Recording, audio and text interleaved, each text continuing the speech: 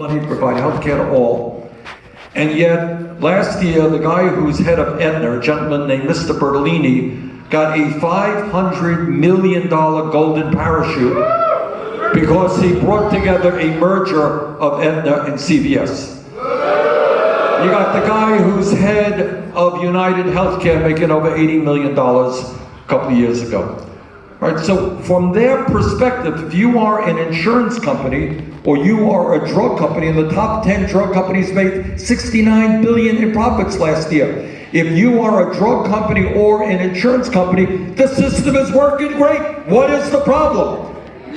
But if you are somebody who can't afford to go to the doctor, if you are an elderly person who desperately needs home health care and can't find it, if you are a person who needs to get into a nursing home, but has to spend off all of your life savings, you save some money, and you want to leave that money to the kids, but in order to get onto Medicaid, to get into a nursing home, you have to spend down all of that money and you leave your kids nothing.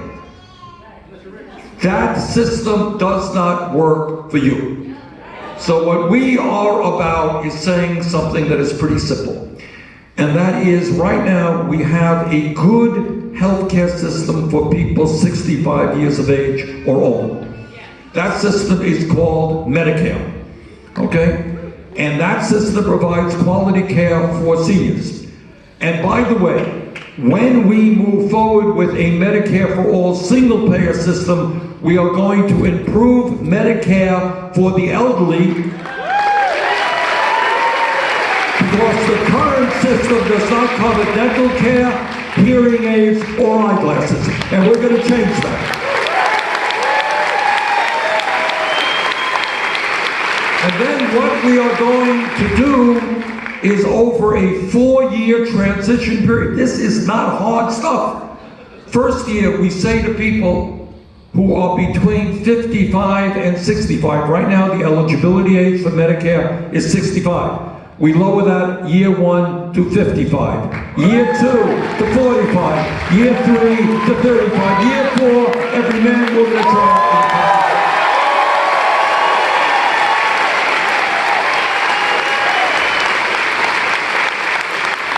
Now, the people who say it's too complicated, it is too hard, we just can't expand Medicare to cover everybody over a 4-year period. I want you to think back.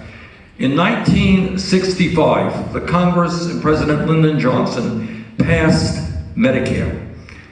And without anywhere near the kind of technology that we have today, within 1 year, they were able to enroll 19 million seniors in Medicare. So if they, in 1965, starting a brand new program, can enroll 19 million people in the Medicare program, do not tell me that over a 4-year period, with this technology that we have, that we cannot provide health care to all of our people.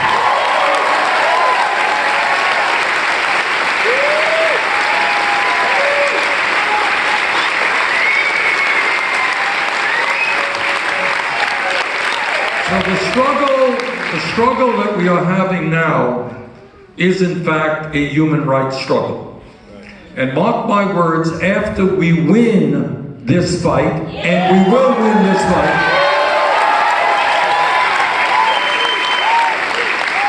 your children and your grandchildren will look back and say, I really cannot believe, Grandma, don't be ridiculous. You're telling me there was once a time when people could not afford to go to a doctor. Oh, Grandma, don't be ridiculous. And you're telling me people actually died because they didn't get to a doctor. Well, people went bankrupt because they couldn't get to a doctor. What we are going to do is make sure that those grandchildren do not have to ask that question, because we're going to pass Medicare for all as quickly as we can.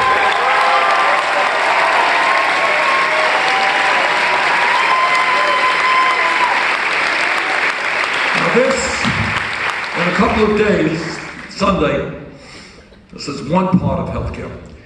On Sunday, I am going from Detroit, Michigan to Windsor, Ontario. Anyone know why I'm doing this trip? Okay. We're not sightseeing. We're going to Windsor with a group of folks who are dealing with a very serious problem that is growing in America, and that's diabetes. Okay? We got an explosion of diabetes in this country. And as you know, many diabetics need insulin. We're going to go over the Canadian border and we're going to buy insulin for 1/10 the price that is charged in America.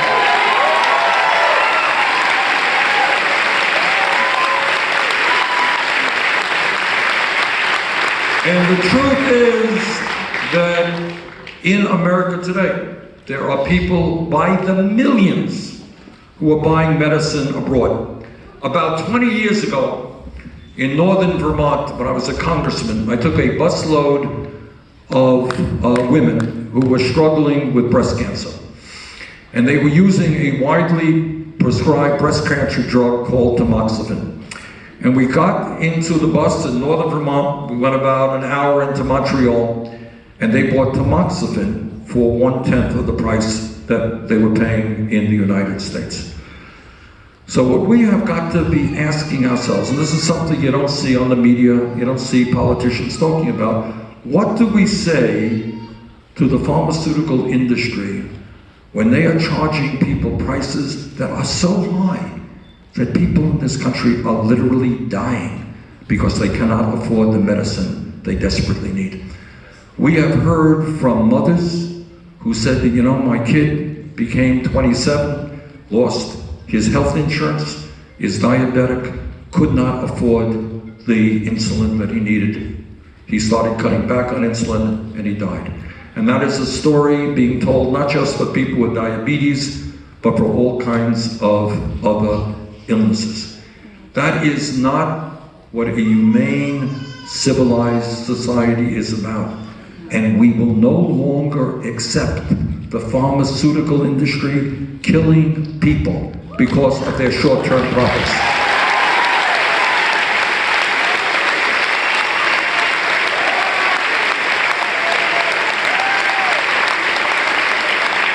And I wish I could think of another word.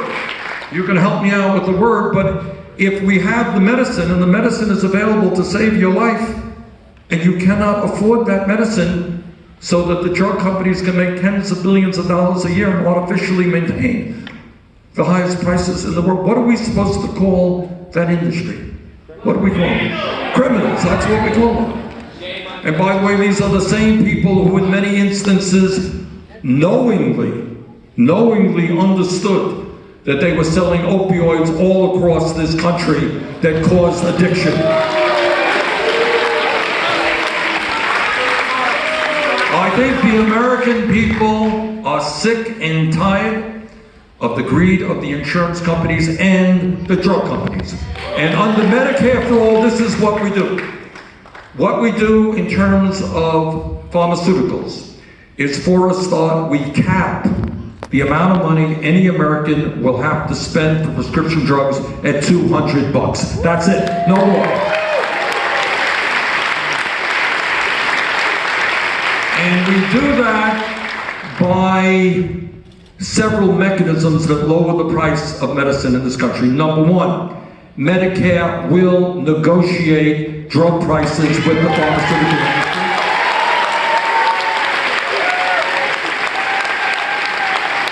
Number two, if countries like Canada and the UK have prescription drugs that are sold in those countries at substantially lower costs they are sold in the United States, then pharmacists and prescription drug distributors will be able to bring those FDA-approved drugs into the United States and sell it to us at the same price.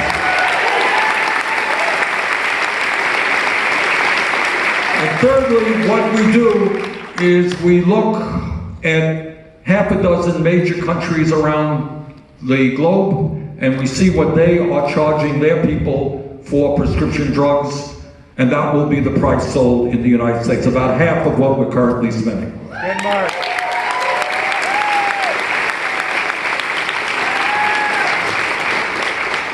So the debate really is not about whether the current system works. The current system is failing tens and tens and tens of millions of people, even people who have good insurance. A friend of mine today woke up to get a call from a hospital that said, you thought you had good insurance, except you're going to have to pay $3,000 for a colonoscopy because you really weren't covered for that. That happens every single day to people, right? You submit your claim to the insurance companies, and the insurance companies say, you thought you were covered, sorry you weren't. And by the way, the insurance companies employ huge numbers of people whose job it is to deny you the coverage that you thought you had.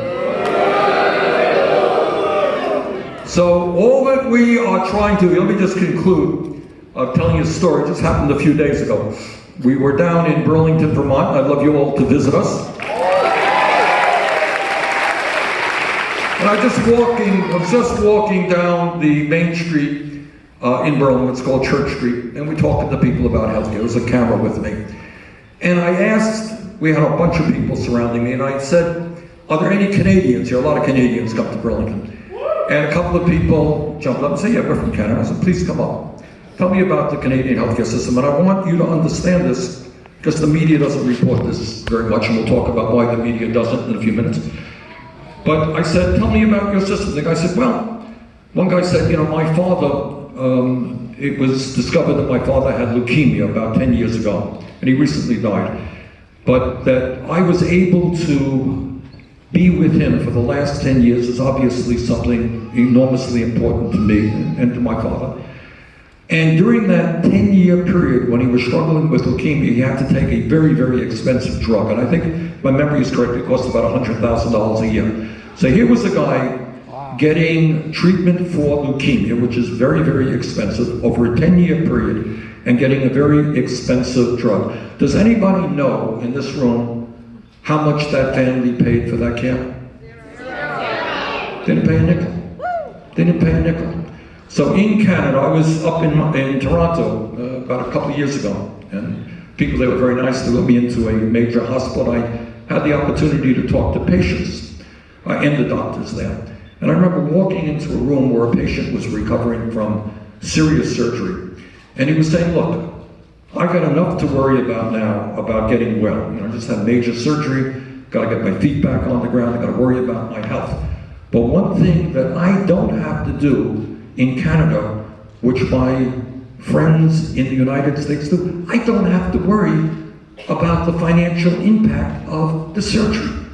So just think for a minute. If you have serious surgery, that's a big deal. You're worried about how you're going to get well, what medicine do you take, what doctor do you go to. But in Canada, that's what you worry about. You don't worry that your family will go bankrupt because of that bill. And that's what a civilized, democratic society is supposed to be about.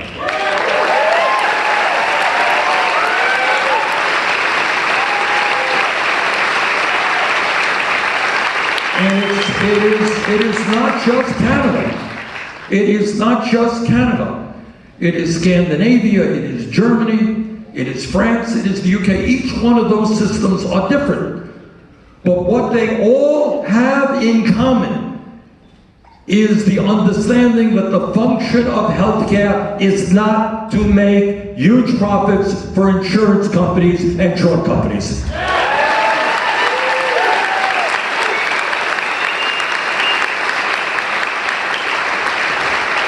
Now, as Nina Turner mentioned a moment ago, when I was here in California 4 years ago, we were talking about Medicare for all, and we were standing with the nurses. And I want to thank the nurses for all the great work they were doing. 4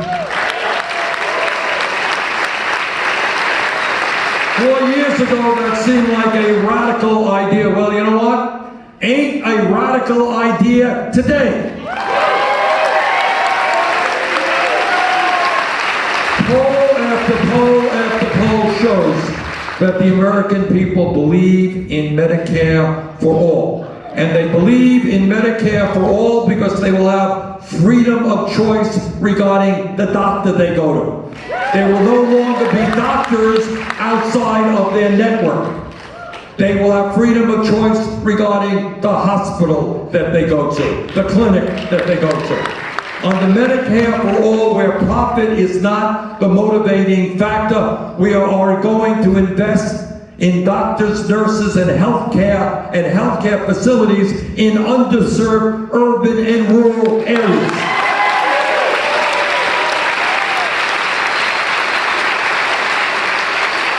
We are going to make sure that doctors and nurses do not graduate medical school or nursing school hundreds of thousands of dollars in debt.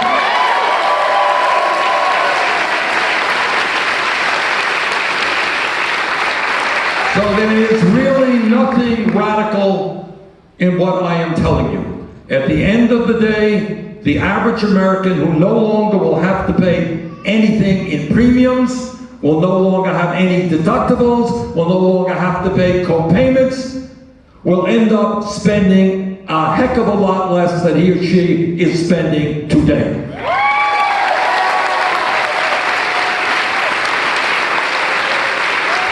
So our fight is healthcare for all through Medicare for all. Our fight is to lower the outrageous burden, financial burden on millions of people. Our job is to make sure that prescription drugs are affordable to every American. Our job is to make sure that underserved areas are no longer underserved.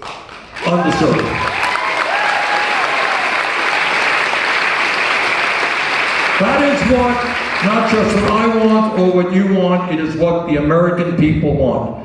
And in this pivotal moment, our job is to stand up to the greed of the pharmaceutical industry, the greed of the insurance industry, and finally do what every other major country does and understand that healthcare is a human right, not a privilege. Thank you all very much.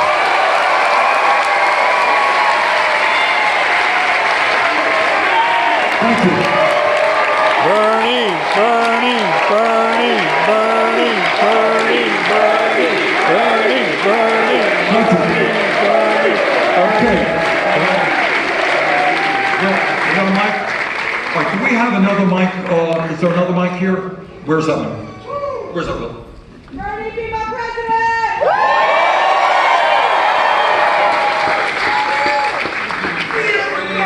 There you go.